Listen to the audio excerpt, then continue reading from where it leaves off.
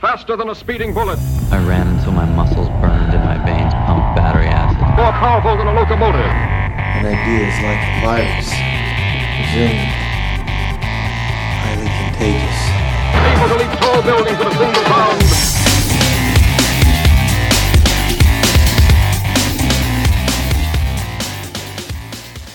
Hey guys, Jared Moon here from Into 3 Fitness, and welcome to the Better Humanology podcast. Today we have David Rutherford from Team Froglog. He's a Navy SEAL medic and instructor, top motivational speaker, best-selling author for adults and kids, and he is a high-performance coach.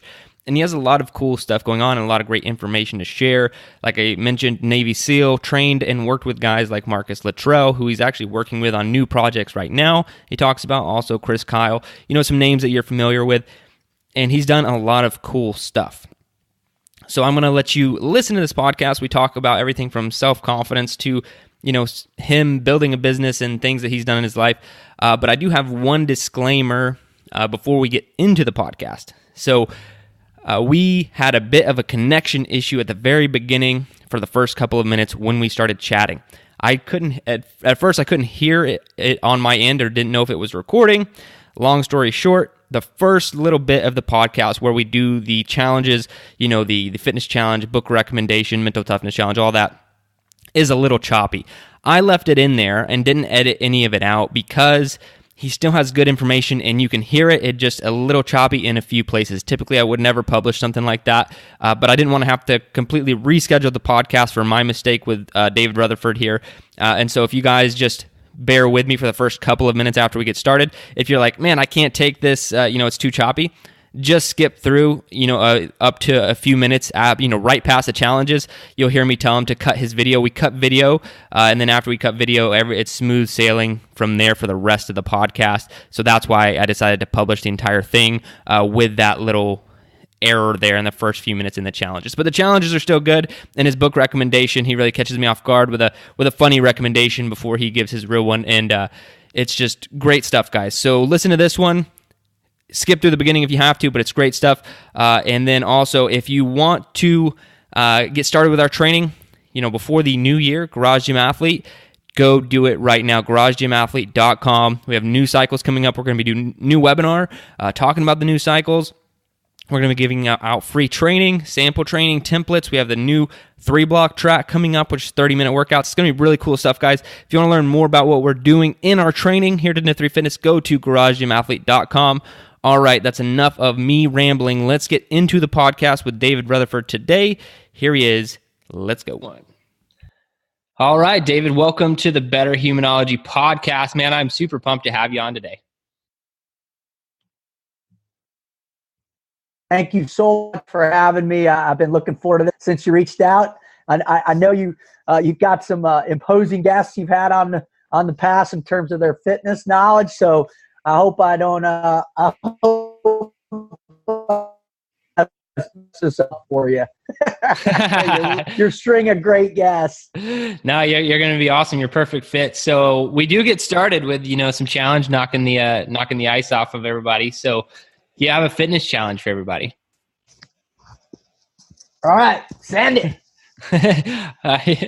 Yeah. How about a fitness challenge? Do you have one for us? I do. My favorite fitness challenge for people is in honor of old Mr. Wim Hof, as well as my buds instructors. Is that I love doing the cold showers for a week. I'm a big fan of that. And I just think it puts you under that nice little mental stress to start your day, to end your day in that great frame of mind where you're That's awesome. Yeah, cold, and I know cold is a great way to practice some mental toughness for sure. Amen. And how about a mental toughness challenge for everybody listening? I think one of the greatest mental toughness challenges that I like to give all my coaching clients, or whether I'm working with a sports team or an individual athlete, is just to set themselves in a nice mindfulness, but not in kind of, I think extreme athletes or elite athletes or special ops guys, or, it's difficult for them to quiet their mind in the madness of, of their pursuit of perfection, so to speak. So I always try and say, hey, if you can, just give me, 2 5-minute sections of mindfulness every day. And in that mindfulness, just be grateful. You don't got to get in the lotus position and try and, fire up your that stuff. None of that shit works for me very well, but at least I can start my day and finish my day with some gratitude. And I always find that sets the course, a trajectory for the day pretty good. And then it ends it nicely. Awesome. I love that. Now, how about a book recommendation, and maybe a book that was impactful on your life, or just one that you'd like to recommend to everybody listening? Aside from the Bible, the number one book that has had the greatest effect, it's not even close, hands down, is Green Eggs and Ham. My daughter's reading it right now. I'm kidding. That's not it. It's not You're like, oh my God, out of his mind, dude. I love it. I thought you were going to have some deep. I was like, I'm going to have to. In all seriousness. Nope. There's nothing deep about that book other than it's a lot of fun to read, especially when your 5-year-old daughter picking it up and reading it every day for the first time. That's beautiful. And there is some deep, there's some deep thought in that as well too. But no, for me, there's no other book that's had a greater impact than Man's Search for Meaning by Viktor Frankl. It's the story of in case your listeners aren't familiar, it's the story of a psychologist from Eastern Europe that was round up during the SS roundup of Jews across Europe, or at least in occupied Nazi territory. And he was sent to Auschwitz. He, went to 3 different ones, started in Auschwitz, ended in Dachau. And it was the transition from his almost the finality he faced of his dignity being completely eradicated to discovering the true secret of life, which is love. So that's by far the most impactful book I've ever had in my life, aside from the Bible. That's awesome. All right, man, I'm going to try getting a little bit choppy here. I'm going to stop the video and see if that helps me out. And can you click the video button on your end, and maybe we can absolutely see if it helps on the bandwidth a little bit, maybe. Can you hear me okay? Much better, yep. Okay, let's try this. I think everything else is good so far, so we'll just roll from here. You got it. All right, man. So thank you so much for the challenges and the book recommendation. Now, if you could give us some background, take us as far back as you need to, and then bringing us to today on what you're most passionate about working on. For sure. Thank you for allowing me to do that. I started at about 4 years old, playing about 5 organized sports a year. My mom was a significant tennis player, 2-time state champion tennis player growing up in Michigan. And so athletics is a massive part of our life, our family's life. And so I started early, and my ultimate dream as a kid growing up was to play football at the D1 level and play quarterback. And so I was that crazy kid who went to 4 quarterback clinics, every summer. I threw, 400 footballs a day. I watched films by the time I was, 10, 11 years old. 1 year I played on actually 2 teams. I played on my JV team as well as my Pop Warner team. Both coaches love that. So that was my dream. Unfortunately, or I should say fortunately for me, as a result of going 0-10 my senior year in Florida, I did a postgraduate year up at a prep school in Connecticut, where they also recruited another quarterback, and we ended up splitting time. Now we did go down in history as one of the best teams in the school's 120-year history. So that was awesome. But I only got D3 and D1 AA offers, and I wanted to play D1. fortunately, I was the Florida national representative to the Scholastic All-Star game for lacrosse. And that afforded me an opportunity to be able to get recruited to go play at Penn State, which in turn, my thought was, all right, I'll show up. Joe Paterno loves walk-ons. I'll walk on the team and end up, realizing my dream. The only problem was there was a bit of an obstacle in front of me, which turned out to be Mr. Kerry Collins, who went on to, the number one recruited quarterback in the country, went on to be the best quarterback in Penn State history, 16 seasons in the NFL. The guy is just off the charts. I mean, he was at 18, he was 6'5", 255, and he had a 80-yard ball on a two-step drop. It was just fantastic.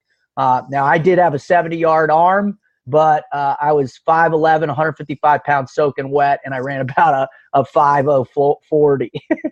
So that dream was shattered. I went through some real struggles over the next 4 years, battling some depression because of losing that dream and not really being prepared for that fear and that fear of failure that was affiliated with that.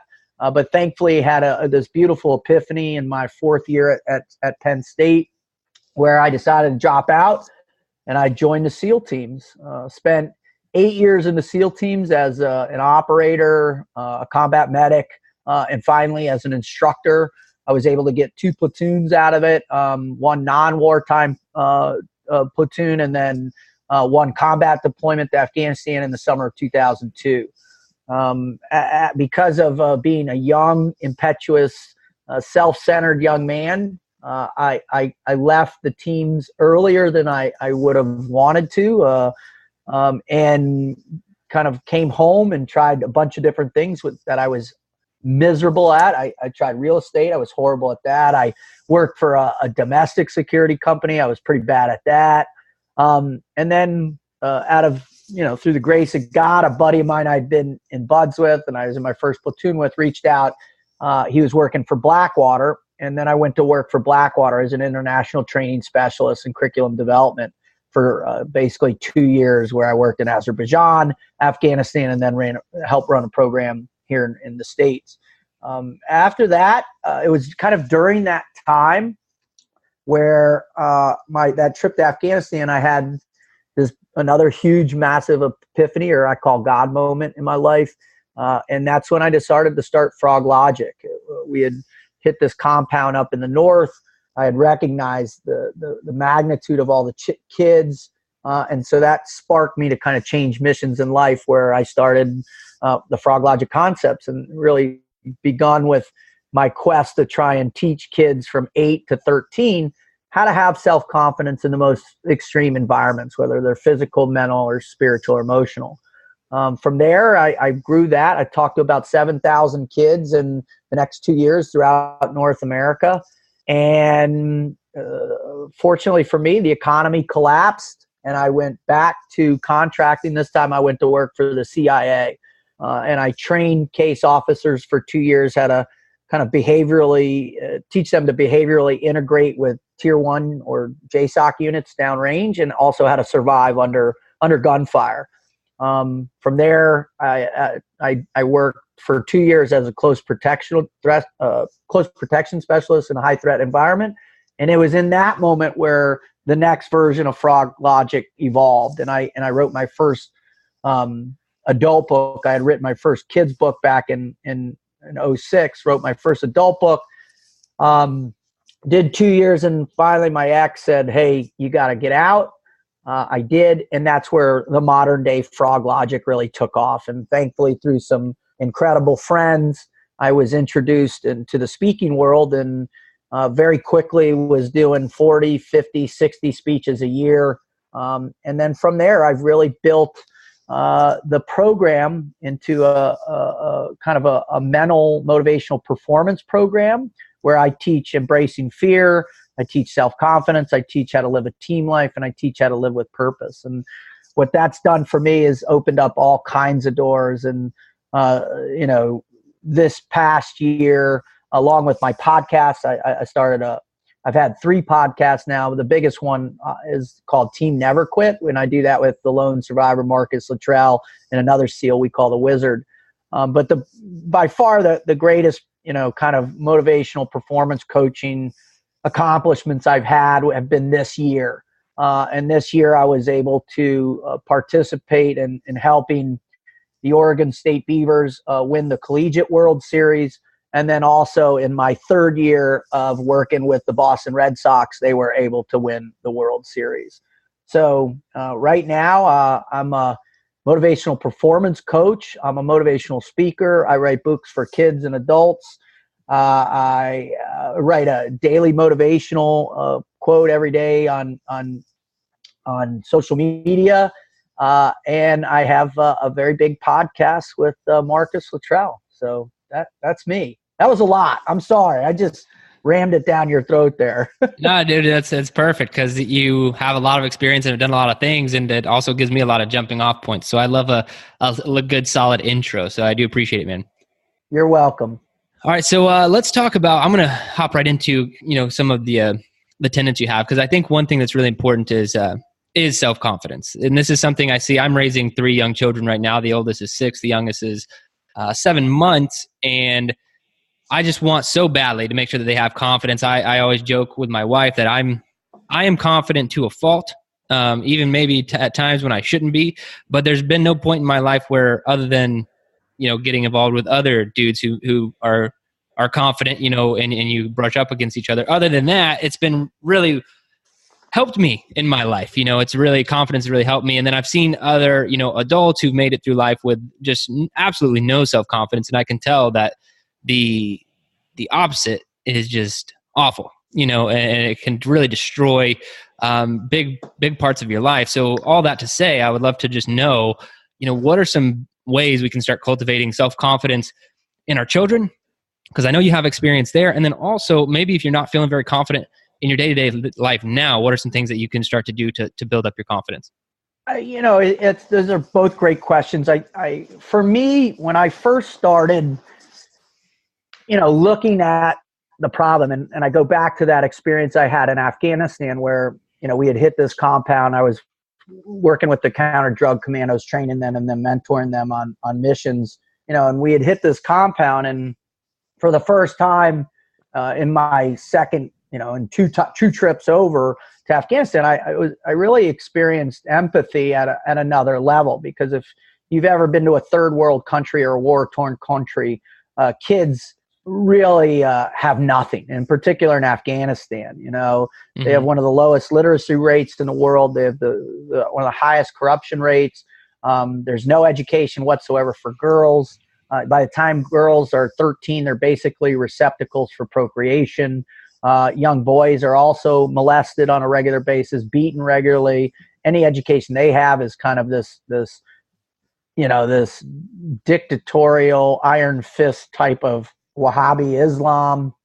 And it's really sad that when you see kids at that level who have no hope, what do you do for them? How do children under extreme duress, how do they cultivate the things that those resilience pieces, the grit, the determination, because they just simply don't have the logic, the reason, the understanding of cause and effect. And, there's absolutely no such thing as any space-time continuum for them mentally. So what do you do? And after that deployment, I came home and I really dug into child development and started to understand where confidence comes from, how you cultivate it, and then what do you do on a regular basis to reaffirm it to yourself as well as to your children. And that's where the original 8 missions of forging self-confidence came down. Now, when I first looked at it, I was very introspective and said, all right, as a kid dropping out of college, a former athlete, completely shattered of confidence, completely, I became isolated from my teammates. I got kicked off my lacrosse team. What did I have to do in order to regain a self-confidence that was, one, going to allow me to be a mentally stable as well as able to cultivate inner purpose and really be able to function at a higher level as I had growing up. And then also, who was I going to be around where I could generate that? And when I first looked at everything, I probably had almost 30 different concepts that, I extrapolated from BUDS, from basic underwater demolition SEAL training, which is our introductory training to, kind of the first gate of fire you have to pass through to become a SEAL. And I looked at all the different variations or variables psychologically that I went through that, I thought were could be relative to kids or to people on any age. And then I drilled down really according to how we function in society, how we function sociologically, how we function culturally, and came out with 8 missions, basically. So, mission number 1, have a positive attitude. Mission 2, PT and live healthy. Mission 3, motivate yourself and others. Mission 4, earn respect. Mission 5, set goals. 6, live with integrity. 7, mentoring. And 8, have fun. So that's the guideline that I kind of use in my daily life, as well as with my children and also with my clients. I think that's awesome. And, how, when you say you use it with your children, like, what is this something like you teach, or you're setting up exercises? Like, how do you use that on a daily basis? Well, so they automatically, every day, I have my kids, even before they walk into school. And I now, with my new girlfriend, I have 4 daughters now. I had 2 myself, but now I have 4. So I have a 10-year-old, I've got a 8-year-old, a 7-year-old, and a 5.5-year-old. And so every day we drop them off when I'm home, and I have them. The last thing I say to them before they go into school: what do you have to have today? Self-confidence.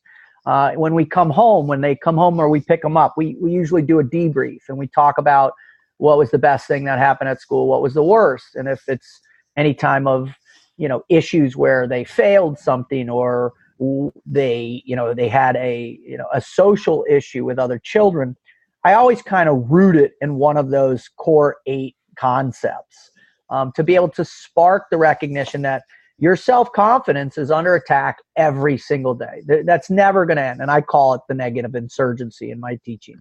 The insurgency is always hunting you down.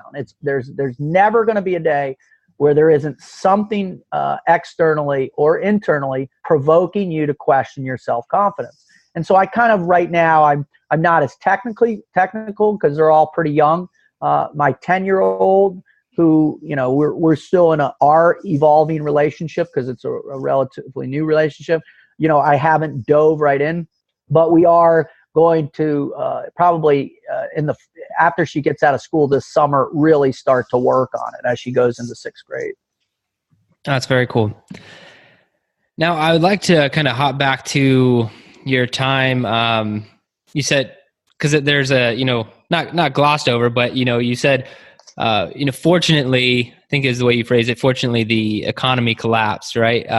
And then that was it after the kind of real estate bubble? Is that when you went back at CIA or Blackwater?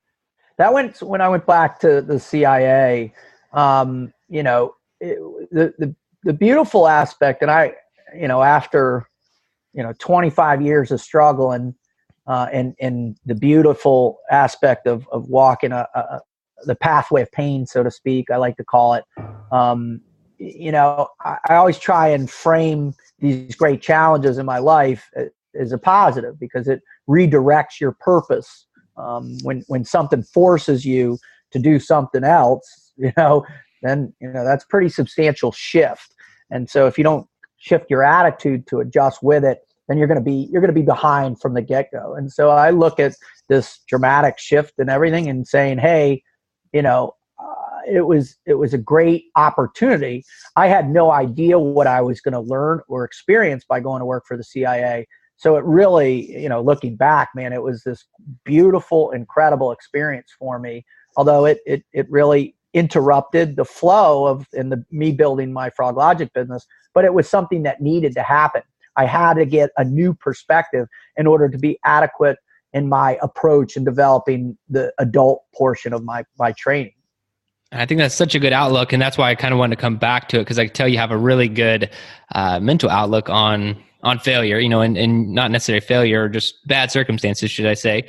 And so, can you take me back to kind of what you were thinking when that happened? Did you think that Frog Logic was done at that point in time, and you're like, I'm going to have to go in a different direction, and then you dusted it back off after you got some new experience, or was it always something like, you know what, I'm putting this on hold for now, but I'll be back? It was, I thought it was done. It was brutal because it was, man, back when I was first started this in 06, there weren't 50 SEAL speakers. There weren't, 50 or 100 books out there. It was still relatively quiet. And, there are a few guys out there that were doing it and that were starting programs. But, overall, most people, it was really didn't know much. And so, and I wanted to do kids. So imagine me walking into, Palm Beach County School District where I'm from and saying, hey, I'm a Navy SEAL and I've got a program for kids. They looked at me like I was insane, right? They're like, what are you going to teach our kids how to, blow people up or cut people's throats? I mean, that's craziness. That doesn't happen. We had gotten so far away from, the impact that soldiers once had from World War II or Korea, per se, that, we no longer represented an idealistic form of influence to our, especially within our educational system, that has really become much more progressive than it was in, the 40s, 50s, 60s. And, after the countercultural revolution, it changed pretty dramatically. But so, I was going in here and they didn't even have to pay. I had a corporate sponsor that would have paid my, but it was brutal, Jared. I mean, I got shut down everywhere I turned, whether it was elite prep schools or it was inner city schools, even inner city schools who nobody was coming to those places to offer their services. I was still getting shut down there. So it was brutal and it was debilitating, and my self-confidence took a hit on a regular basis. So when the economy collapsed and I got to go back to my default setting, what I knew I was good at, what I knew I could isolate myself in my ability to succeed, it was a breath of fresh air. Now, it wasn't very beneficial to my new marriage. It wasn't beneficial to my home life, because here I was being gone 50% of the time, initially for 2 years up, at a training facility. And then, the following 2 years downrange in a war zone. But for me, I was able to, put to rest some demons that I had experienced from getting out of the Navy too early. I was able to put to rest a sense of my lack of, my lowered sense of accomplishment and what I'd able to contribute in the global war on terror. So all of these internal issues that I'd been battling, I was finally able to kind of quiet that beast, so to speak. You can never really quiet the warrior mind, but you can put it into a place where it's manageable. And this really helped it.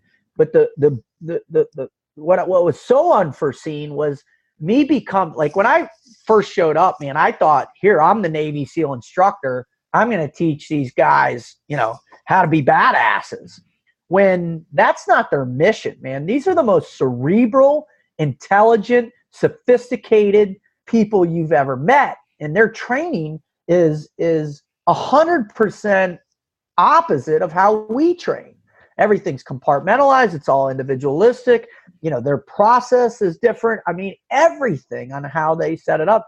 So I come in thinking I'm going to apply the Navy SEAL mindset on these brilliant people. And I was immediately, within the first day, flipped on my butt and been like, wow, I need to change my entire approach. And so then I became a student of them. Sure, I was teaching them tactical combat casualty care. I was teaching them battlefield perspective. I was teaching team orientation and that stuff. But man, they were teaching me about the human condition. They were teaching me about what drives human being, what motivates human being, how to elicit, how to pull information out of people, how to dig into people's, deeper levels, right, without being intrusive in a way where they want to be combative. I mean, I'm telling you what, these people are magnificent at what they do downrange. It's incredible. So because of that space, I was given this, world-class education on people and how to read and understand people through these people that are doing it with the most treacherous people on the planet. And I became friends with this one guy who had been a case officer for 27 years. So what I learned in those 2 years was unbelievable. Then the opportunity to go back down range and really, get back in the mix, so to speak, was another joy. Unfortunately, it had some substantial ramifications on my relationship, but it's part of God's way for me. Yeah, and that's very interesting journey, and a great perspective. And something you mentioned was, back in, I think you said around 2006, what, because I can't frame it, were you saying like it was harder as a Navy SEAL to approach organizations just because of the rough nature maybe of a SEAL, but has that changed now and today, over a decade later? Oh my God, it cracks me up. I'm approached all the time. In fact, I'm working with the USTA, the United States Tennis Association. I'm getting ready to go and spend 3 days at their main campus in Orlando, working with their coaches and their pro players, and then another 2 days out in California, out in LA, working with players and coaches and their mental skills coaching. And they everybody wants me to go and give these guys a Bud's beatdown, or put them through a mini hell week, so to speak. And I always chuckle because it's not the same, right? Right. We are Navy SEALs, and what makes us great are two main things, right? One is the existential reality of our own deaths. You'd be amazed at what you can focus on when you could die, or worse, get somebody who you truly love and care about, get them killed, right? Now, this is no game. It's not losing by a second in overtime. It's not missing a ball or not getting your PR, right? This is, if you screw up, you're dead, or worse, you get your buddy killed. So that reality forces an entire different psychosis than anything else in the world. And so as a result, we have a latitude with training that doesn't exist anywhere else, right? Maybe within some of the other special operations training programs, but nowhere else really is the amount of pain. Are you allowed to apply the amount of pain that the instructors do within our SEAL training cadre? And now this is physical pain, this is mental pain, this is spiritual, emotional pain. And it's all positive pain too. Well, some might argue from an operant conditioning perspective that there's some negative pain in there for sure, but the long-term objective and what the result is definitely positive, because we're building human beings that ultimately their job is to go kill other human beings, right? So why in the world would I want to take the same techniques and apply them for a group of financial advisors at UBS? Or why would I want to apply those for a collegiate football team or the Boston Red Sox? It doesn't work. So me having to go through that process to understand was very difficult, because I'll tell you, quite frankly, when you make it through SEAL training, you make it through program, you go down range, I developed an unnecessary, or I think my arrogance probably was more inflated than it should have been. But I think all young frogmen have these moments where they do kind of they're not so adjusted to civilian culture, so to speak, and their emotional intelligence is a little off. So I thought I could just kind of ram this mentality down anybody's throat and they'd be happy to have it, which was completely false. But people are more receptive, I guess, of that today. Well, absolutely. One, I mean, people are still searching for, the hammer. I think everybody's fascinated more in terms of, do I have what it takes? instead of, is this the right thing? And me pushing myself with this make me better at what I specifically do. So, my entire philosophy, training philosophy from on every level, right, has morphed and evolved to where I'm much more nuanced, very more meticulous, incredibly specific based on the individual, right? And really understanding their drivers, their psychology, what their objectives are, their deeper meaning of life and purpose. And then also, what their spectrum of persistence and resilience and all those other things are as well too. Like I'm working with a 15-year-old tennis phenom right now who is really poised to do great things, but she's going through a lull. And so my old self from 2006 would have said, all right, I'm going to hammer the holy living snot out of this girl. But my new self is, let's take a step back. Let's get her mentally stable. Then let's hammer the snot out of her. Now, you have a lot of experience in coaching people in organizations. So I guess I'm going to ask to see if you could zoom out and maybe pick up on any patterns or areas that could help, basically anyone listening, things that we could all work on, whether, going from self-confidence to mindset to self-talk, anything like that. Are there any patterns that you notice in working with, across multiple different people and organizations that could help other people improve their mental game or daily game, really? Absolutely. The number one thing is for people to really get a greater, from that, being able to zoom out perspective, that 40,000 foot mark or however you want to describe it, is there are some definitive consistencies within the human condition, regardless of race, gender, socioeconomic background, cultural background, organizational backgrounds. There's some very common things that unite us all. And the most common thing is pain, right?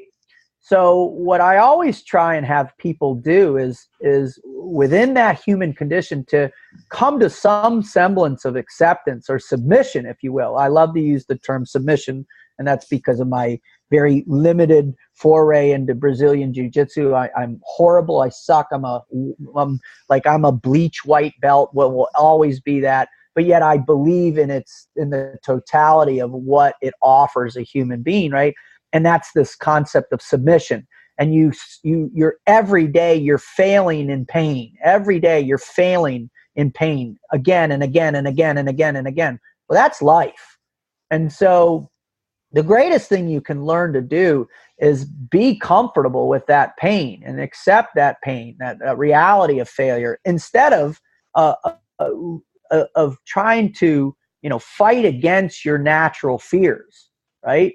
And the other thing is once you understand that pain is an essential component of all growth on every level within the human condition, to really understand that, now all of a sudden the biggest thing that people simply do not do, and I don't care if it's, the most brilliant people I've interviewed or come across or worked with or whomever, the best athletes, the most defining thing that I see is people simply do not have a comprehensive grasp, even a limited grasp of what their fears are.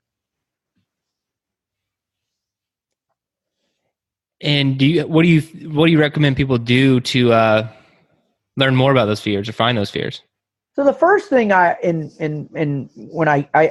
course is called Embrace Fear, right? And everything's mission oriented. And so the first mission for me is to search for the truth, right? Mission number one, search for the truth of your fear. And so step one of that is to write down every fear you've ever had as a kid and an adolescent, in college, and then every fear you currently have, and then every fear you think you'll have in the future. Every single one of them. Write it down. Now, when I was in front of an audience of 1,000 people teaching this, and I said, all right, who in here has ever done that? And I had 4 people in the audience who said they did it, right? And 3 of them, their therapist made them do it. And the other, they were in a psychology 101 course in college, and they did it, right? but the whole rest of the audience had never done that before in their lives. Yet every single person in the audience was adamant in their acceptance that fear is the number one inhibitive fact in our life, right? Fear causes paralysis. It causes illogical thought. It causes physiological reaction, right? On every level. You've got this beautiful limbic system, the amygdala, all that stuff. Our neuropathology is altered because of fear. I mean, think about that. How your neurons fire is altered based on the magnitude of how you process fear.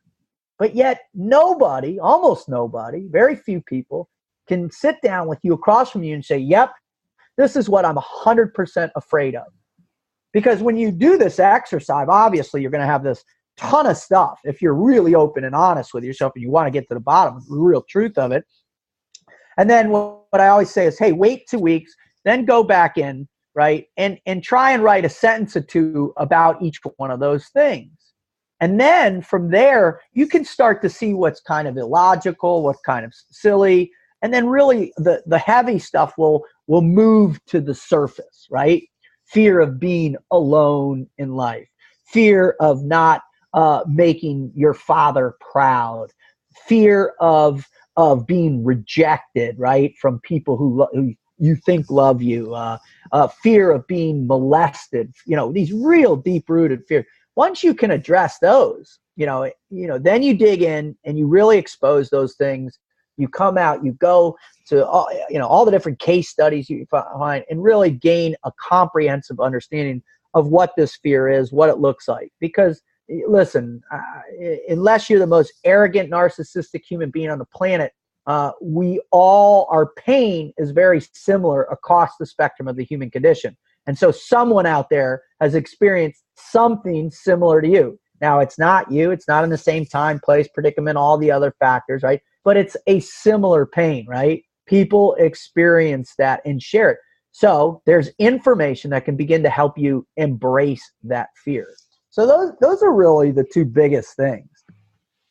I think that's great and a phenomenal exercise. To be honest, I don't know. I think maybe I was talking to my wife about this, but we were talking about fear and how basically what you're saying, you don't ever really, we all have it. Like anytime you go to set out to accomplish a goal or you want to do something new, like you may not realize it on the forefront of your mind, but there's all this fear that's stopping you, slowing you down, making excuses and everything, but we don't ever really just call it out for what it is and point to them. And I think that's a great exercise to do. Well, it's crazy from the earliest stage of when you can begin to have a perception of your emerging world. Really, I think about 2 years old. That's where you start to see beyond the spectrum of the immediacy of your mother, your direct security, influences. Where you begin to explore a little bit, you test things. As soon as fear happens, right? Whether you're going towards a quote, everybody scoops you up, takes you in, and then ha ha ha ha ha ha, everything's okay. Ha ha ha ha, everything's okay, right? And we are taught all the way through our adolescence, our child development years, to compartmentalize this stuff. Plus, neurologically, our brain compartmentalizes itself scientifically. It's pathology. The neuropathology of it it naturally compartmentalizes. You think about trauma, right? People might go through this horrific trauma, right? And somehow they can't remember specifics of it or whatever, but they might smell something, and next thing like say they were gang raped by a group of people, and some person smelled like tobacco or dip or whatever. They smell that, and all of a sudden their entire chemistry shifts and changes. Well, that's significant stuff, man. And a lot of that is because your brain is trying to protect you from these this massive component of fear that ultimately saves us and protects us. Now, I remember when people started asking me, well, were you afraid? Were you afraid as a CEO? And I go, are you freaking kidding me? Every single day we went into work was a day we could, our parachute wouldn't open. We could drown underneath an aircraft carrier. We could be blown up because we didn't prep our demo right. Or worse, we go over to war. We can get blown up, shot, or killed, or beheaded. All of those things are palpable, tangible things that we live with. But yet, every day we wake up in terms of our deeper sense of purpose to the man that's next to us, and we run out into gunfire. So how do you get the individual to be able to do that? And that's really where, I think my expertise has gone. Now tell me a little bit more about Team Never Quit and how that got started. Oh, I love it, man. I'm so happy you asked that. Team Never Quit is the creation of my glorious co-host, the lone survivor, Mr. Never Quit himself, Marcus Luttrell. And obviously his story is famous around the world. And what's unique is that, it's also a very personal story to me. I put Marcus through training. I put Danny through training. I put Mike Murphy through training, and several of the guys that died on the helicopter that went down, I'd worked with and put through training. So just like everybody in our community, this was a massive tragic event. Well, the beauty of Marcus was he didn't end after one of the worst days of our unit's history. After 3 straight months of operations, he pleaded with the admiral to let him go back to war, which he was granted. He went into a Team 5 platoon, and they actually went in and relieved the SEAL Team 3, Task Force Bruiser, relieved them in the Battle of Ramadi, and he did another 6 months in the worst, most dangerous place on earth. And so when he got out, obviously the Navy wanted him to write the book, so he got on board and wrote the book. And when the book exploded, I mean, it's one of the top-selling military books in history, and it's a phenomenon. Obviously, he recognized in his travels. I mean, he's spoken to every company in the world, every team in the world. I mean, you name it, he's talked to everybody, he's met everybody. And what he really heard at all these events, people would come up to him and try and share their stories with him. And so he wanted to somehow create a place, a space for people who, in their struggles, regardless if it was you have post-traumatic stress from war, or you have your post-traumatic stress from almost dying from cancer, whatever it may be, to create a space we can all go and share in our pain and share in our commonalities, to create a support network, if you will, but not just your typical support network, a support network of courage and strength and honor and perseverance. And so he started Team Never Quit. Well, in the fall of 15, we were at a charity softball game, and Melanie approached me, his lovely wife, and asked me if I'd be interested to start a podcast. And by that time, I had been doing podcasts for about 2.5 years. My original podcast was called Navy SEAL Radio, and then I started the Froglog podcast. And so I had developed, an understanding of how to do it and how to interview, and then, really how to grow an audience. And so I was like, hell yeah, I'll do it. So we dropped our first show in June of 16, and 2.5 years later, we just signed with the largest organization in the world distributing digital content, Westwood One. We have, we're closing in, I think, on 7.5 million downloads. We have, had everybody from Secretary Rick Perry to Lance Armstrong to Diana Nyad. I mean, the guest list is just, I still pinch myself every time I'm on the phone with one of these remarkable human beings.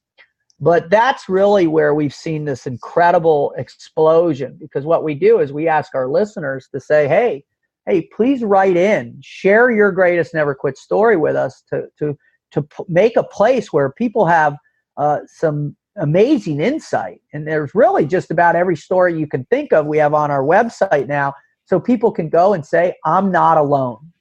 There's somebody else out there that is experiencing a pain similar to me, and I can be a part of this community. And so it's been like last year alone, we had 8 emails from people that wrote in saying that our show, they were going to commit suicide, and our show saved their lives. Wow. So that's what Team Never Quit is. And and that's where it came from. Thank God, from the man himself, Marcus Luttrell. That's really awesome and a great story. I appreciate you sharing that. I think it's a great podcast and mission, and anything I could do to further that, to some degree. I'm glad that I could be a part of it. Yeah, I appreciate it, Jared. It really makes me happy that you allowed me to talk about that. Thank you very much. Yeah, man. Well, we're nearing the end here, and I want to get to the quick fire questions of the show. Are you ready? I'll set. Ready? Fire away. All right. What's the hardest workout you've ever done? Hell Week. Yeah. Awesome. Now, in your opinion, what's the best activity for building mental toughness? Oh, that's a great one. Being a consistent reader. Yeah, consistent reader. Are you a reader? Yeah, oh, hell yeah. I mean, I live on planes, so right now, I'll tell you what my reading list is right now. I'm reading Jordan Peterson's book, right? Obviously, it's the biggest book in the world right now. I'm reading a book called Cultures and Organizations by Gert Hofstede. It's about how culture works around the world. I'm reading Positive Neuroscience by Martin Seligman, and I'm reading The Screw Tape Letters by C.S. Lewis. So that's what I'm reading right now. Awesome. Thank you for that. I'm a big reader myself, so any recommendations I can get from someone I respect, it goes a long way. Well, thank you. All right, if you could only have one piece of equipment to train with for the rest of your life, what would it be? Paddleboard. Oh, that's awesome. You a paddleboard fan? It's the ocean is my salvation. It's where I get reborn on a regular basis. I live about 2 miles from the beach, and so it's just the sense, the connectivity to where all life came from, to the ocean, the power of the ocean, it's my place where I can find some peace. And that's my big quest in life now, is to discover a greater sense of peace on a daily basis. Awesome. All right. The question of the show: what is the best advice you have for becoming a better human? And this is 100% open-ended. Love more every single day. Never be inhibited by your own trials and tribulations, your own the insurgency getting you down, your own judgment, your own fears. Love costs nothing every single day. It's the easiest thing we possess, because we've all experienced love. We were loved at some point by someone to come into this world, where we have love in our lives from our friends, from hopefully your spouse or loved one or your significant other. If you have children, you have complete unconditional love from there. If you have a dog, hell, or a pet or an animal, the number one thing I've seen, hands down, that the world needs to do more of every single day is just love. Just allow yourself to let everything fade away and just to love someone else. And what you get in return is the most powerful driver for success, for confidence, for fear, for purpose in life. It is absolutely the most important thing that we can do, is love. I think that's phenomenal advice. Well, David, I've had a blast, absolute blast, getting to talk to you over the last hour, getting to hear your story. But I know we've only really scratched the surface on all you have to offer, all you have to teach. So what's the best place for people to learn more about what you're doing and resources you have, anything that, people might want to check out? Awesome. You can find me at my website at Team Froglog. That's FroglogIc, Team Froglog. You can also follow me on any social media platform except for Snapchat at Team Froglog. I'm mostly on Instagram. I give a new kind of the daily dose of Froglog. It's a motivational deep thought quote almost every day. I've got a book for adults on self-confidence. I've got a kid's book about fitness. I'm releasing another book for kids about anti-bullying here soon. I'm releasing my next adult book on living the team life here soon. And then also I've got a YouTube channel. Just type in David Rutherford, Navy SEAL, as well as, and most importantly, I think the place where I really feel I'm having the greatest impact and the greatest blessing in my life is you can go to any podcast and look up Team Never Quit Podcast. We pop right up usually first. Or you can go to our website at tnqpodcast.com. Perfect, David. Well, I really appreciate it. Thank you so much for your time, and thank you for being on the Better Humanology podcast. Thank you, Jared. God bless you, brother.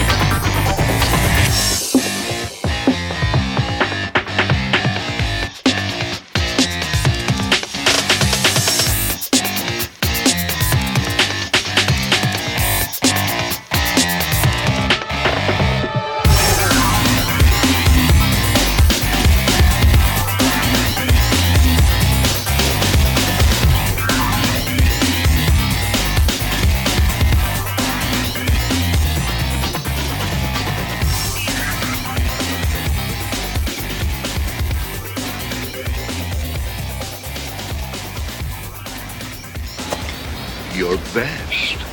Losers always whine about their best.